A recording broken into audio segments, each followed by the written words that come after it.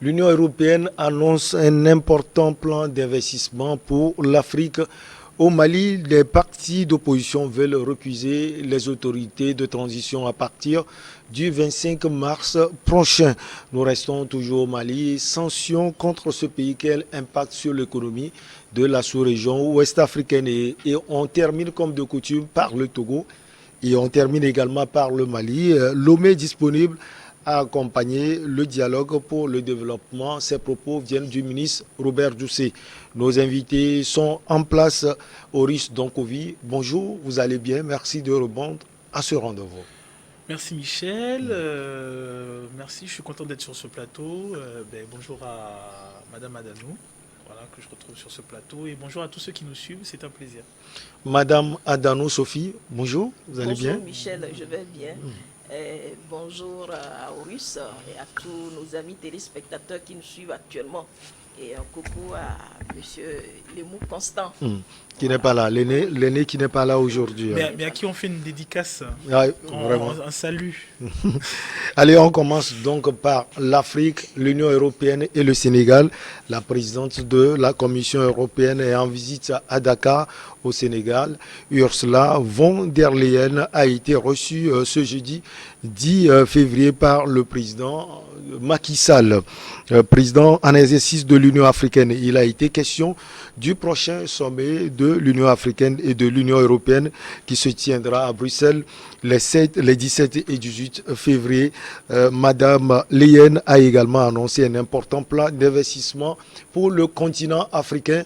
On parle, Madame Adanou, de 150 milliards d'euros pour accompagner l'Afrique.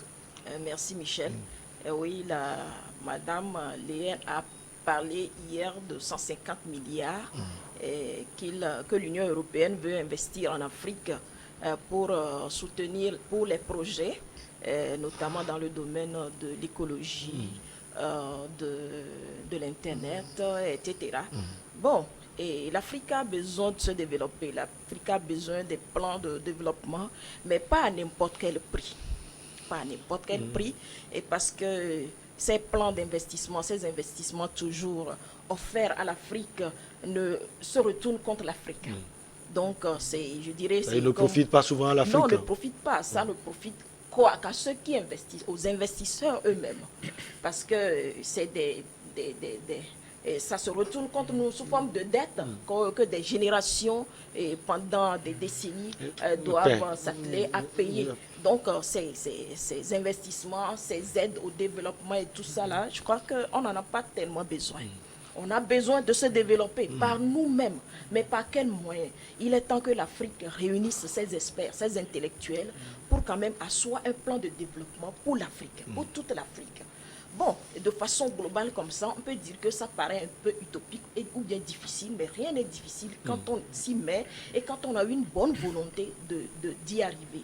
Bon, par exemple, les pays peuvent se développer s'ils ne sortent pas du franc CFA. Ça, c'est sur un autre terrain aussi.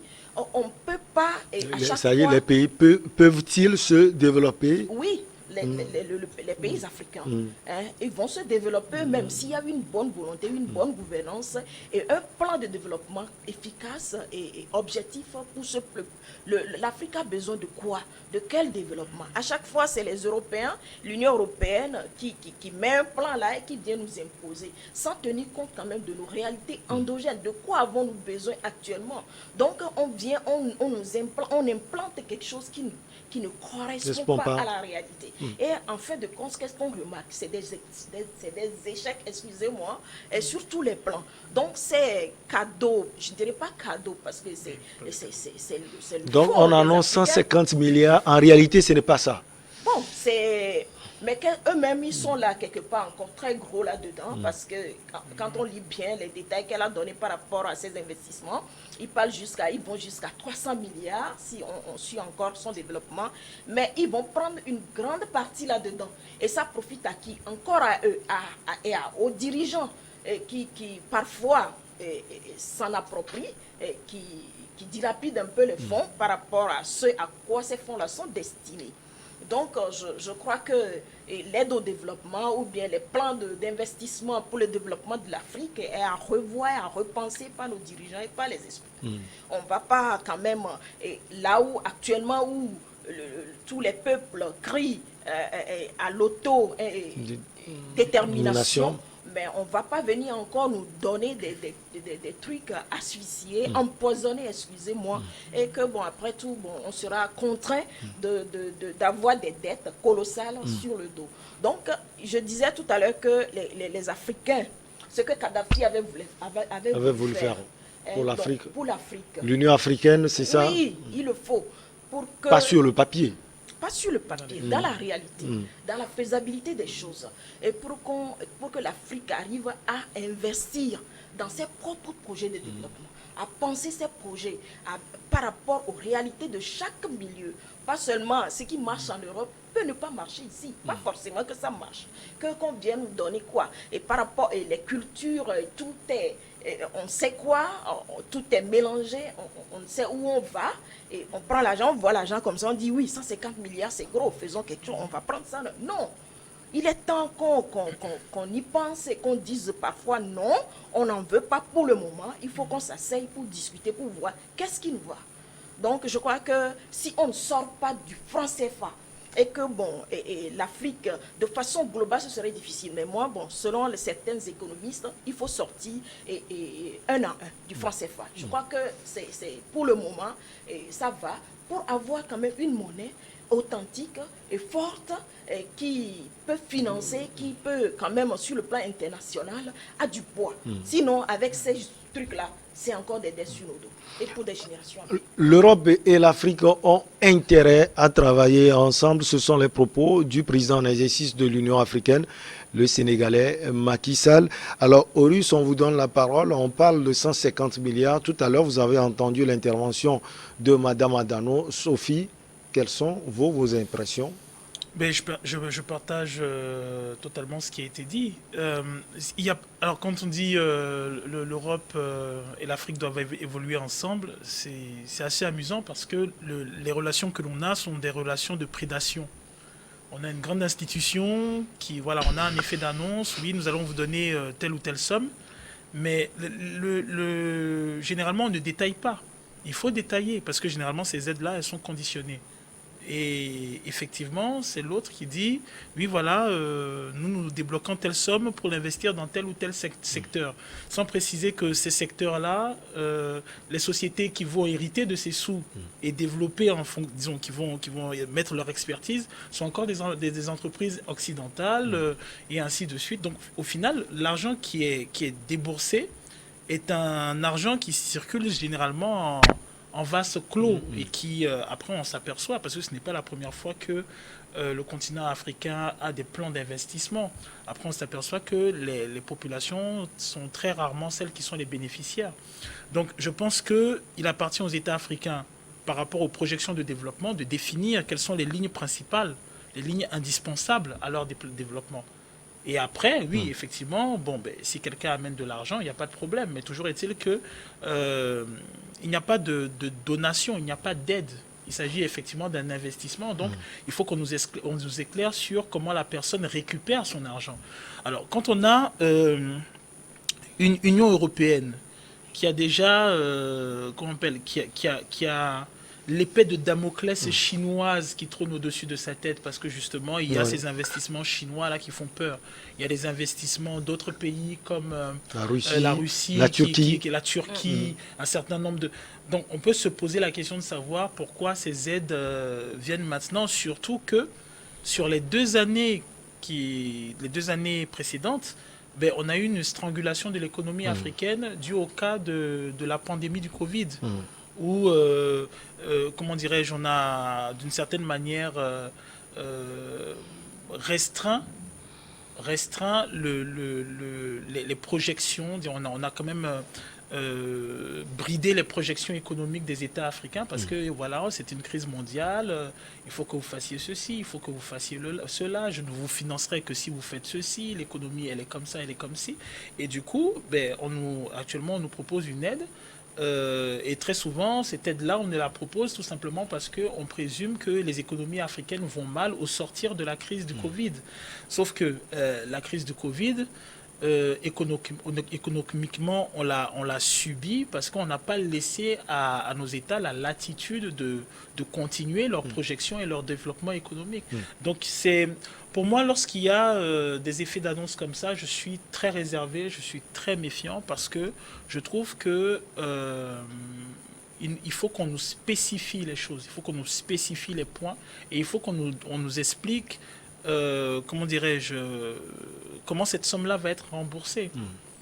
Non seulement rembourser, mais également utiliser. Vous avez parlé de l'écologie, on parle également de l'Internet, des infrastructures.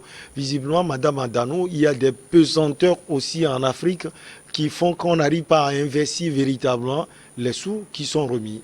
Oui, mais étant donné que ce à quoi ces fonds-là sont destinés sont déjà dictés par l'octroyeur, donc je crois que comment est-ce qu'on peut vraiment arriver sur le plan endogène à sortir un plan efficace pour le développement. Si je prends par exemple, c'est un exemple, aujourd'hui au Togo, on a besoin de quoi prioritairement? Même quand on dit que bon, on vous donne de l'argent et vous avez de l'aide et vous avez ces fonds d'investissement pour tel domaine, est-ce que vraiment ça correspond à la réalité? Est-ce que c'est la priorité maintenant? Est-ce que ça correspond à une urgence qu'il faut gérer dans l'immédiat? Là, si ça répond à ça, d'accord, mais comment ça a été, la décision a été prise unilatéralement? Bon, c'est vrai qu'elle était arrivée au Sénégal avec les autres chefs d'État d'Afrique. Mais ils ont aussi leur mot à dire. On a besoin de quoi? C'est pour cela que l'Afrique, tous les pays africains doivent s'unir et pour avoir un poids. Sinon, sans ça, c'est toujours l'Occident et tout ce que nous avons aujourd'hui par rapport à la crise au Mali, au Niger, au Burkina et autres, nous proposer encore des aides, et c'est des aides artificielles, je le répète, parce que ça ne tient pas la route. Bon, c'est vrai que ça va satisfaire à certains pays, mais comment Donc, il y a un gros problème quand même à gérer. Et ils sont dans quoi? Ils vous donnent ces fonds-là, ils ont déjà calculé ce qu'ils peuvent retirer là-dedans. C'est pour aller piller nos économies. En plus, ces 150 milliards-là, on va payer ça plus de 1000 milliards, je ne sais quoi. Parce que on a toujours vu ça. Donc, on dit quand même à l'Occident, à l'Union européenne de changer son discours, de changer son approche de développement. Au sommet de Montpellier, les jeunes ont bien clarifié ça au président Macron. L'aide, ça ne marche pas. L'aide au développement ne marche pas. On dirait qu'on vous donne toujours des injonctions par rapport à comment vous devez gérer votre société, vous devez faire ceci. Non, nous sommes des peuples libres, oui ou non. Bon, c'est plutôt eux qui ne sont pas libres, hein. Ils sont gênés là, ils gesticulent tous les jours. Par quel moyen on va passer pour pouvoir toujours piller? Non, ils sont trop... C'est comme c'est dans la jungle où le plus fort gagne parce que l'Africain ne et visiblement, pour le moment, ils sont les plus forts. Hein. Oui, ils sont les plus forts parce que sur des plans donnés, mais l'Africain aussi est fort. Je ne veux pas dire que non, qu'on n'est pas fort parce que si on nous mettait devant un fait maintenant, l'Africain aussi, si ce n'est pas... Eux, ils vont parler du côté de l'arme, de l'armement parce que tout de suite là, paf, alors que l'Africain prend le temps d'analyser, de poser des bases réfléchies. Mais l'Africain va se dire, je ne suis pas seul. Il y a les autres, je dois aller voir mes frères, les cousins et autres, on va en discuter. C'est ça notre communauté africaine. Alors que eux là, c'est comme si, non, il faut tenir compte quand même de nos réalités et de respecter les Africains dans leur réalité. Que à chaque fois de nous donner des d'où viennent ces injonction-là, pardon. Est-ce que c'est Dieu qui a dit et c'est comme ça que vous devez traiter les Africains? Je crois que non. Donc il faut qu'ils nous respectent. Alors Horus, vous avez voulu ajouter quelque chose? C'est-à-dire, c'est en fait, comment dirais-je, un problème de vocable et de mots. L'Africain, ils ne sont pas plus forts, ils sont plus malicieux, je dirais. Et le problème qui se pose en Afrique, c'est qu'on reprend très souvent les syntaxes, les vocables, les terminologies qui nous sont insidieusement appliquées. Les faits, c'est quoi? Les faits sont que le paysan qui a ses champs, le paysan qui a ses champs, qui se retrouve en zone rurale, ne peut pas être plus pauvre que, je sais pas moi, le SDF qui jouste la bouche du métro. Oui. Il faut faire attention. On a encore la liberté, par exemple, de la distinction des semences, du terrain sur lequel on peut planter, tout ça. Ce n'est pas permis ailleurs. Donc, il y a comment dirais-je, quelque chose de vicieux dans le fait que ceux qui proposent de l'aide sont en réalité ceux qui font tout pour que nous soyons assujettis à l'aide. C'est pour ça, en fait, il ne s'agit pas d'aide. C'est pour ça qu'il faut faire sauter le terme aide, parce qu'il tend à mettre les gens dans l'erreur. Ça, c'est un. Deux, est-ce que réellement, parce que le problème avec l'Afrique, c'est qu'on a l'impression que c'est le continent où tout le monde fait parvenir de l'aide. On a l'aide des Asiatiques, l'aide de l'Europe, l'aide des Américains. Mais qu'est-ce qui présume que l'Africain, lui, ne puisse pas donner d'aide? Qu'est-ce qui présume? On va répondre à cette question juste après la pause.